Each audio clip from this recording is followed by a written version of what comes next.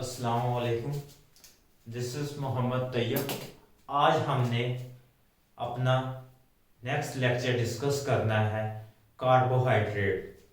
तो ये हमने स्टडी कर लिया था कि हमने मॉलिक्यूल्स को दो कैटेगराइज में डिवाइड किया था। बायो मॉलिक्यूल्स को पहली कैटेगरी थी हमारे पास ऑर्गेनिक मॉलिक्यूल और दूसरी कैटेगरी थी हमारे पास इनऑर्गेनिक। तो हमने ऑर्गेनिक में जो मेन फ्रेमवर्क था कार्बन था। क्या था? कार्बन था। हमने उसकी भी प्रॉपर्टीज को डिस्कस कर लिया। अब दूसरा हमारे पास था इनऑर्गेनिक मॉलिक्यूल्स। इनऑर्गेनिक मॉलिक्यूल में जो सबसे ज्यादा परसेंटेज जिसकी सेल में होती थी वो था वाटर। और वाटर की भी बहुत इंपॉर्टेंट प्रॉपर्टीज थी जो कि उसकी फिजिकल स्टेट के लिहाज से, उसकी केमिकल स्टेट के लिहाज से हमने वो भी वन बाय वन डिस्कस कर। आज हमने पढ़ना है कार्बोहाइड्रेट्स। तो ये क्या है? ये एक ऑर्गेनिक मॉलिक्यूल की टाइप है। ये क्या है? एक हमारे पास ऑर्गेनिक मॉलिक्यूल की टाइप है और ये मैक्रो मॉलिक्यूल है और ये माइक्रो मॉलिक्यूल में भी हमारे पास मिलता है।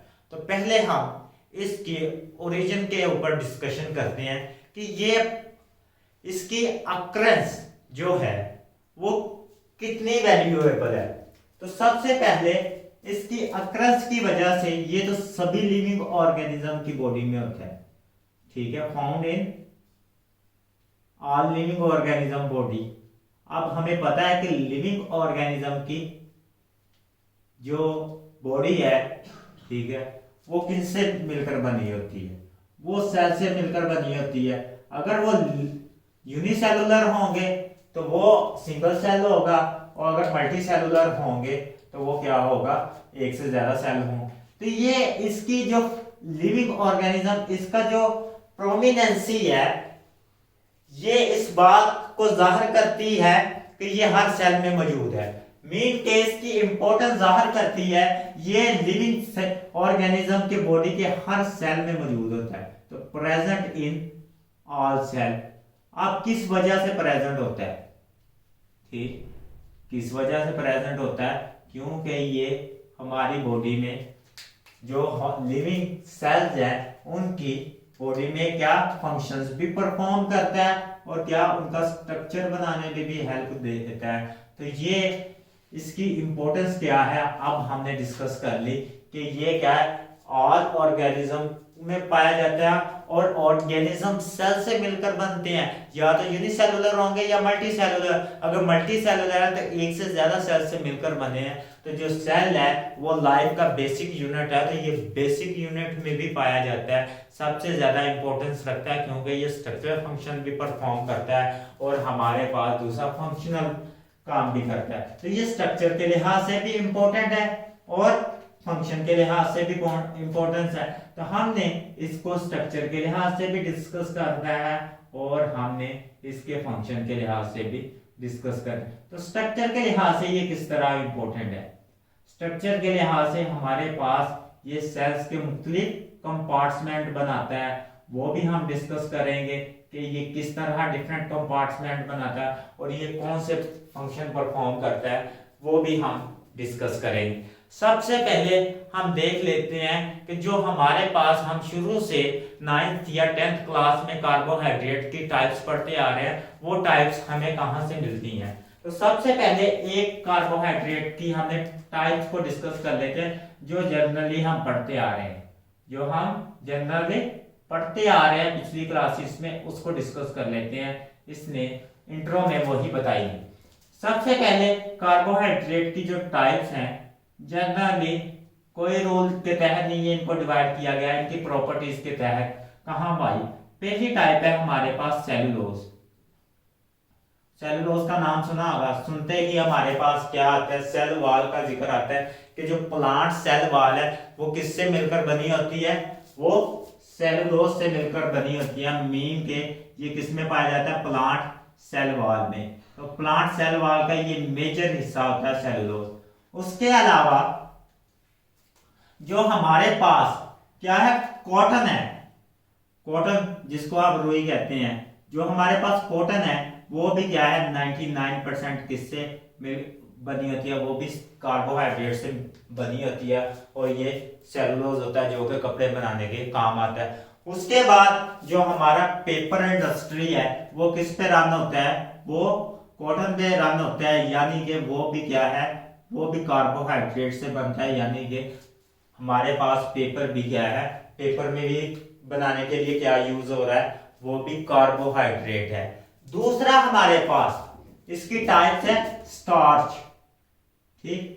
स्टार्च ये सेलुलोज हमें प्लांट की बॉडी में मिलता है, और स्टार्च हमें प्लांट और एनिमल दोनों की बॉडी में मिलता है। तो स्टार्च क्या है, स्टार्च ये भी कार्बोहाइड्रेट की टाइप है, और कार्बोहाइड्रेट की टाइप से तो ये किसमें मिलती है, ये हमारे पास सीरियल्स में मिलती है, यानी कि जो हम दालें वगैरह खाते हैं उसमें मिलती है। उसके बाद हमारे पास जो कार्बोहाइड्रेट की टाइप्स हैं वो डिफरेंट मीन के हमारा जो शुगर कैन है रो होती है गन्ने की, ठीक है, उसमें भी मिलती है। हमारा जो हम मिल्क पीते हैं उसमें भी कार्बोहाइड्रेट होता है। उसके अलावा और भी बहुत सारी ऐसी ड्रिंक्स हैं जिनमें हम क्या करते हैं, कार्बोहाइड्रेट का इंटेक करते हैं। अब ये कार्बोहाइड्रेट हमारी बॉडी में इसका जो मेजर फंक्शन है वो है एनर्जी प्रोवाइड करना। तो ये प्राइमरी सोर्स ऑफ एनर्जी है बॉडी के लिए, प्राइमरी सोर्स ऑफ एनर्जी है। तो कार्बोहाइड्रेट क्या है, primary source of energy.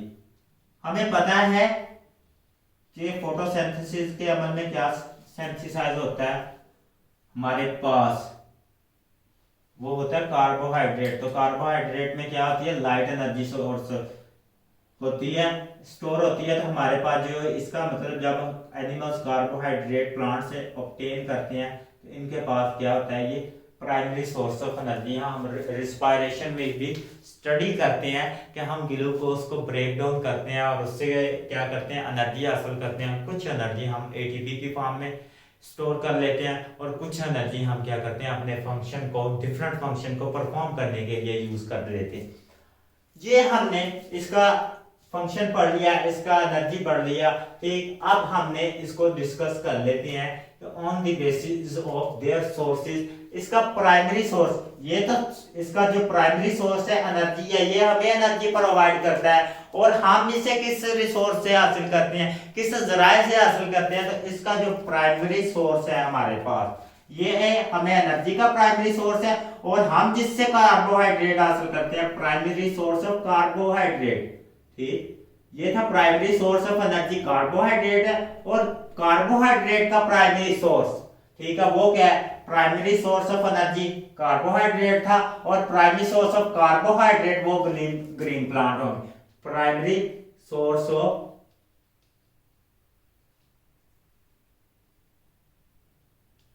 Carbohydrate तो मैक्रोमॉलिक्यूल है, ठीक, इसको मैंने कार्बो लिख दिया। कार्बोहाइड्रेट का जो प्राइमरी सोर्स है वो क्या है, हमें पता है कि फोटोसिंथेसिस होती है, ठीक, फोटोसिंथेसिस होती है। हम शुरू की क्लासेस में 9th में पढ़ के आ रहे हैं कि इनऑर्गेनिक मॉलिक्यूल यानी कि कार्बन डाइऑक्साइड और वाटर, ठीक, 6 molecule of carbon dioxide and 12 molecules of water react करते हैं। क्या करते हैं, रिएक्ट करते हैं। लाइट और डार्क रिएक्शन होता है, आपने डिटेल में पढ़ लिया हुआ है। In the presence of chlorophyll और क्या, सनलाइट। आपको पता है कि जब लाइट रिएक्शंस होता है वो क्लोरोफिल के जो है मेम्ब्रेन्स पे यानी कि थैलाकोइड मेम्ब्रेन पे होता है, और जब डार्क रिएक्शंस होता है तो वो कहाँ पे होता है, वो स्ट्रोमा में होता है। तो ये क्या करते हैं, कार्बन डाइऑक्साइड और वाटर रिएक्ट करता है और हमारे पास क्या बना देता है, ग्लूकोज का molecule C6H6 O12 sorry H12 O6 plus हमारे पास क्या बना देता है, 6 मॉलिक्यूल ऑफ वाटर अगेन, और हमारे पास ऑक्सीजन बना देता है। कितने, 6 मॉलिक्यूल ऑक्सीजन। तो हमारे पास ये क्या करता है, प्राइमरी प्रोडक्ट है किसकी, ये ग्रीन प्लांट की। तो फोटोसिंथेसिस किस में होती है, ग्रीन प्लांट में, तो हमने ये स्टडी कर लिया कि इनका जो प्राइमरी सोर्स ऑफ कार्बोहाइड्रेट है वो क्या है, ग्रीन प्लांट। तो इनको सिंथेसाइज करने का अमल ग्रीन प्लांट का, और आगे ये क्या करते हैं, एनर्जी प्रोवाइड करते हैं। अब दूसरा हमने इसका बहुत ही इंपॉर्टेंट जो है वो स्टडी करना है, इसकी केमिकल कंपोजिशन स्टडी करनी है, इसमें एटम्स की रेशियो क्या होती है, ये वाला जो टॉपिक है, ये वाली जो बातें हैं, ये एंट्रेंस टेस्ट के लिहाज से बहुत ज्यादा इंपॉर्टेंट है। तो सबसे पहले हमने कहा कि कार्बोहाइड्रेट का हम जनरल फार्मूला देख लेते हैं। तो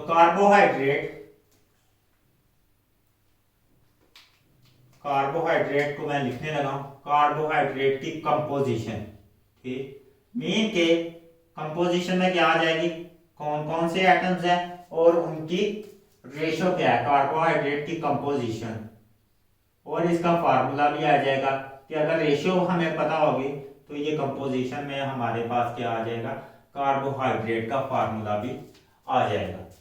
सबसे पहले मैंने कार्बोहाइड्रेट का फार्मूला लिखना है। कार्बोहाइड्रेट का फार्मूला था CX ब्रैकेट H2O और Y, ठीक है, CXH2 होल ब्रैकेट है और Y है। अब इसको एक्सप्लेन करने से पहले अब मैं इसकी डेफिनेशन करता हूं इस फार्मूले के तहत। तो कार्बोहाइड्रेट को हम हाइड्रेटेड कार्बन्स भी कहते हैं। क्या कहते हैं, हाइड्रेटेड कार्बन्स। अब इनको हाइड्रेटेड कार्बन्स क्यों कहते हैं, क्योंकि इनके पास वाटर के मॉलिक्यूल वाली, यानी कि H2O की जनरल रेशो होती है जो कि इनके मॉलिक्यूल में एग्जिस्ट करती है। इस रेशो की वजह से ये वाली H2 रेशो है, ये क्या होता है, H2O रेशो, ये वाटर के मॉलिक्यूल में होती है। इस रेशो की वजह से हम इन्हें क्या कहते हैं, हाइड्रेटेड कार्बन्स कहते हैं। ये रेशो क्योंकि वाटर के मॉलिक्यूल के सेम होती है, इस वजह से हम इन्हें हाइड्रेटेड कार्बन यानी कि पानी वाले कार्बन्स भी कहते हैं। इन्हें पानी वाले कार्बन्स कहेंगे। तो ये पानी है और ये कार्बन है, तो पानी वाले कार्बन कहेंगे। यहां पे जो X है ये किसको रिप्रेजेंट कर रहा है, यहां पे जो हमने X लगाया है ये किसको रिप्रेजेंट कर रहा है, ये नंबर ऑफ कार्बन्स को रिप्रेजेंट कर रहा है ना मॉलिक्यूल, नंबर ऑफ कार्बन्स को, कार्बन एटम्स के को रिप्रेजेंट कर रहा है ना मॉलिक्यूल। इसकी जो वैल्यू है, X की जो वैल्यू है वो 3 से लेकर 3 से स्टार्ट होती है। मिनिमम इसकी जो वैल्यू होगी X की, मीन के कोई कार्बोहाइड्रेट है हमारे पास तो उसमें कम से कम हमारे पास मिनिमम कितने होंगे, 3 कार्बन मौजूद होंगे। 3 से लेकर टू मैनी थाउजेंड, कई हजार तक इसकी वैल्यू होती है। मीन के कई हजार तक हमारे पास नंबर ऑफ कार्बन आ सकते हैं।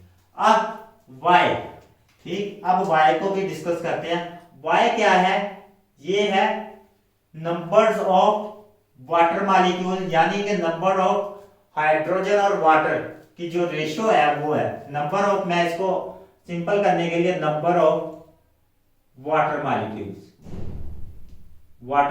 मॉलिक्यूल्स, ठीक। अब उसने लिखा हुआ है ये वाली जो Y की वैल्यू है वो X के इक्वल भी हो सकती है, वैल्यू ऑफ Y, वैल्यू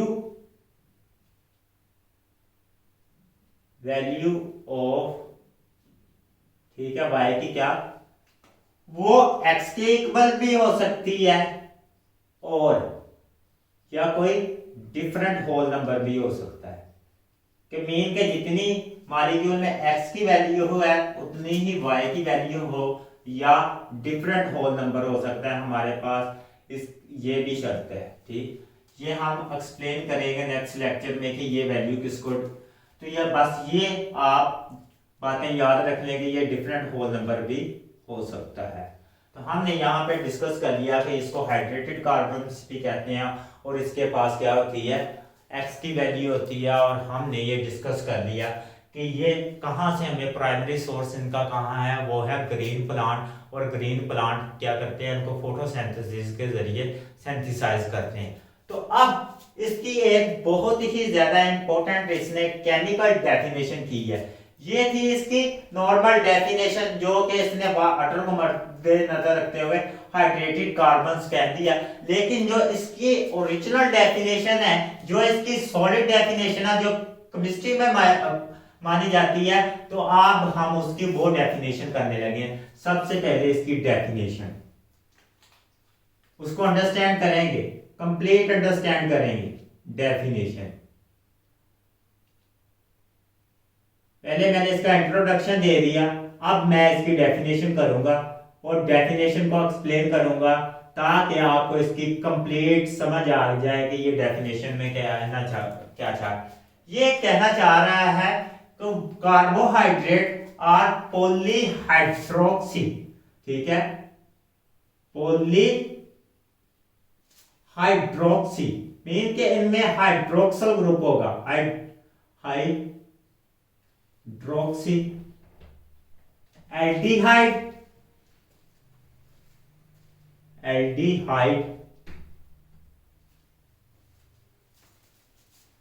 और या एल्डिहाइड और कीटोन, पॉलीहाइड्रोक्सी एल्डिहाइड और या कीटोनिक मॉलिक्यूल्स, अब इसने दो शर्तें लगा दी, पॉलीहाइड्रोक्सी एल्डिहाइड या पॉलीहाइड्रोक्सी कीटोनिक मॉलिक्यूल्स होते हैं, कीटोन्स मॉलिक्यूल्स होते हैं। हम ये भी स्टडी करेंगे एल्डिहाइड किनको कहते हैं और कीटोन्स किनको कहते हैं।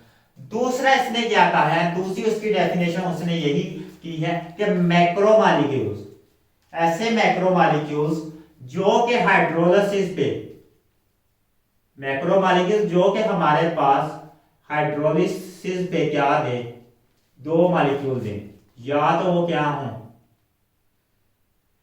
क्या हो पॉलीहाइड्रोक्सी एल्डिहाइड हो या वो पॉलीहाइड्रोक्सी कीटोन हो, पॉलीहाइड्रोक्सी एल्डिहाइड, इसको हम डिस्कस करते हैं अभी ये क्या होते हैं, ये किस ब्लॉक का नाम है, और पॉलीहाइड्रोक्सी कीटोन, पॉलीहाइड्रोक्सी कीटोन्स।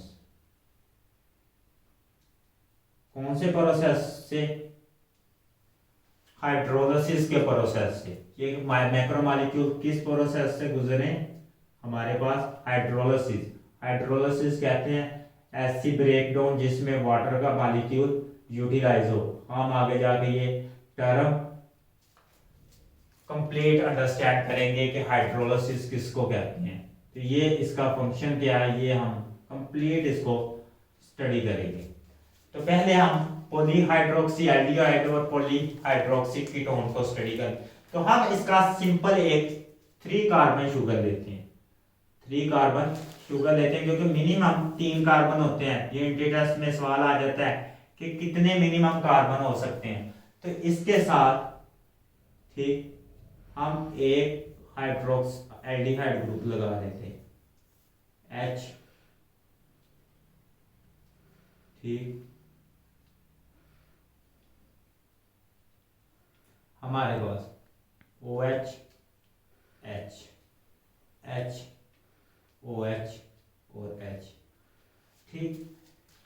जिस एटम के पास, जिस मॉलिक्यूल के पास ये वाला ग्रुप हो, मीन के हमारे पास जिस मॉलिक्यूल के पास, मैं दोबारा अंडरलाइन कर रहा हूं, ये वाला ग्रुप हो, यानी कि ये वाले, बाकी हमें अल्काइल ग्रुप इसको कंसीडर कर लेते हैं। जिस मॉलिक्यूल के पास C डबल बॉन्ड OH ये वाला ग्रुप हो उसे हम कहते हैं एल्डिहाइड, ठीक है। उन्हें क्या कहते हैं, एल्डिहाइड। मीन कि ये वाला जहां पे भी आपको ग्रुप नजर आ जाए इसका मतलब ये क्या होगा, ये मॉलिक्यूल होगा एल्डिहाइड। और इसके साथ कोई हम अल्काइल ग्रुप जोड़ लेते हैं। आपने ये पढ़ना है केमिस्ट्री में और पढ़ भी चुके हैं कि अल्काइल ग्रुप क्या होता है। मीथेन इथेन में से एक एच रिमूव कर दें तो वो अल्काइल। ये वाला ग्रुप जिस मॉलिक्यूल में प्रेजेंट हो उसे हम कहते हैं एल्डिहाइड। तो मीन के इसमें एल्डिहाइड ग्रुप मौजूद है। अब दूसरा क्या है, इसमें हाइड्रोक्साइड भी मौजूद है। तो हाइड्रोक्साइड क्या है, इनका नंबर एक से ज्यादा है। तो मीन क्या हो गया, पॉलीहाइड्रोक्सी एल्डिहाइड। तो ये क्या है, याद है ये पॉलीहाइड्रोक्सी एल्डिहाइड होंगे, हम इनको कहते हैं एल्डो शुगर। इसको दोबारा हमने डिस्कस करना है, एल्डो शुगर। अब दूसरा है हमारे पास पॉलीहाइड्रोक्सी कीटोन्स। तो इससे मुराद क्या है, ये हमारे पास एक कार्बन है, यही भी 3 कार्बन शुगर लेंगे हम, तो ये डबल बॉन्ड ओ सी, ठीक है, ओ एच एच एच, ठीक, ओ एच एच और एच। जिन मॉलिक्यूल में ये वाली कंडीशन मौजूद हो कि मतलब कार्बन सिंगल बॉन्ड कार्बन से अटैच हो, यानी कि अल्काइल ग्रुप से अटैच हो, और एक डबल बॉन्ड ऑक्सीजन पे, यहाँ पे हाइड्रोजन के साथ अटैच था, यहाँ पे दोनों साइड पे कार्बन एटम अटैच है, तो इस ग्रुप को हम कहते हैं कीटोनिक ग्रुप। क्या कहते हैं, कीटोनिक ग्रुप। इस ग्रुप को क्या कहते हैं, कीटोनिक ग्रुप। और हम इसको रिप्रेजेंट करते हैं आर, ठीक है, C double bond O R. Mean के वही दोनों साइड पे कार्बन और सेंटर में कार्बन के साथ अटैच है, डबल बॉन्ड ऑक्सीजन के साथ अटैच है, तो इसको क्या कहते हैं हम, कीटोनिक ग्रुप। इसके पास कीटोन है, कीटोनिक ग्रुप है, तो हम इसको क्या कहते हैं, कीटोन। अब इसके पास भी एक से ज्यादा हाइड्रोक्सिल ग्रुप है, तो हम इसे क्या कहते हैं, पॉलीहाइड्रोक्सी कीटोन। क्या कहते हैं, पॉलीहाइड्रोक्सी कीटोन। तो मीन के कार्बोहाइड्रेट में या तो एल्डिहाइड ग्रुप मौजूद होगा या कौन सा होगा, कीटोनिक ग्रुप मौजूद होगा। तो हम ऐसे कार्बोहाइड्रेट को पॉलीहाइड्रोक्सी कीटोनिक या पॉलीहाइड्रोक्सी एल्डिहाइड कहते हैं। तो कार्बोहाइड्रेट का एक जनरल नेम भी है, उसे हम क्या कहते हैं, वो कहते हैं कि शुगर है। ये क्या है, शुगर। हम आगे जाकर नेक्स्ट लेक्चर में स्टडी करेंगे इनको शुगर क्यों कहते हैं। तो इनका जो जनरल नेम है वो शुगर भी है। तो ये कौन सी शुगर हमारे पास होगी, ये कीटोनिक शुगर होगी। ये कौन सी होगी, कीटोनिक शुगर। तो ऐसे मॉलिक्यूल्स जो कि कंसिस्ट करते हो पॉलीहाइड्रोक्सी एल्डिहाइड और पॉलीहाइड्रोक्सी कीटोन्स, ये वाले दो मॉलिक्यूल कार्बोहाइड्रेट में एग्जिस्ट कर सकते हैं। हम इन मॉलिक्यूल्स को आगे भी नेक्स्ट डिटेल के साथ स्टडी करेंगे। ये था कार्बोहाइड्रेट का इंट्रोडक्शन। इंशाल्लाह आगे टाइप्स ऑफ कार्बोहाइड्रेट के साथ हम मिलेंगे। अल्लाह हाफिज।